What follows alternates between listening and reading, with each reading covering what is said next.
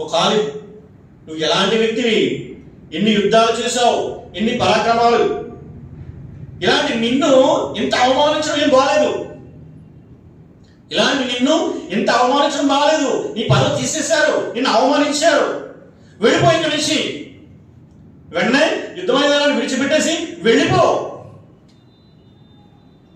Khalid bin Walid రజియల్లాహు అన్హు చెప్పారు ఒకే ఒక మాట, ఒకవేళ నేను గనక ఉమర్ గురించి యుద్ధం చేస్తున్నట్లయితే అలాగే వెళ్ళిపోతాను.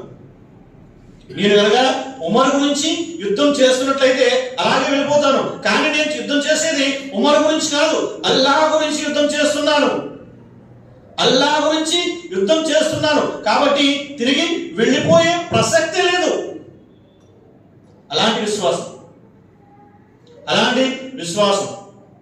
చూడండి, మసీద్ ముతవల్లి, ఇవాళ ముతవల్లి తీసేస్తే మరి మసీదు కనబడ్డు. ఎంత అవమానం జరిగిందండి. మసీద్ కట్టిన దగ్గర నుంచి, మసీద్ చేసిన దగ్గర నుంచి నేను ఎంత కృషి చేశాను. మసీద్ గోడ గడిపాను, మసీద్ సిమెంట్ బస్తాలు మోసాను, అలా చేశాను, ఇలా చేశాను. ఈ రోజు నువ్వు ముతవల్లి బాబు తీసేస్తారా?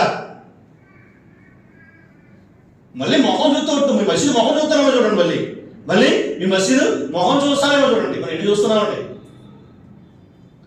ఒక కమాండర్, మరి సర్వ సైన్యాధ్యక్షుడు సమస్త సైనికుల ముందు మరి అతన్ని దింపేసి నీ పదవి తీసాం, నువ్వు సామాన్య సైనికుడివి, నువ్వు సామాన్య సైనికుడివి అంటే ఆయన సామాన్య సైనికుడిలా అల్లాహ్ సేవలో నిమగ్నమైపోయాడు. యుహిబ్బుల్ లజీన యుకాతిలూన ఫీ సబీలిహి సఫన్ కఅన్నహుం బునియానుం మర్సూస్. అల్లాహ్ మార్గంలో శీర్షంతో పోసిన గోడవలే వరుసలు తీరి పోరాడేవారిని అల్లాహ్ ఇష్టపడతాడు. పదవుల కోసం పోరాడేవాడిని కాదు, కీర్తి ప్రతిష్టల కోసం పోరాడేవాడిని కాదు, తన స్వయం కోసం పోరాడేవాడు కాదు, తన యొక్క గొప్పల కోసం పోరాడేవాడిని కాదు.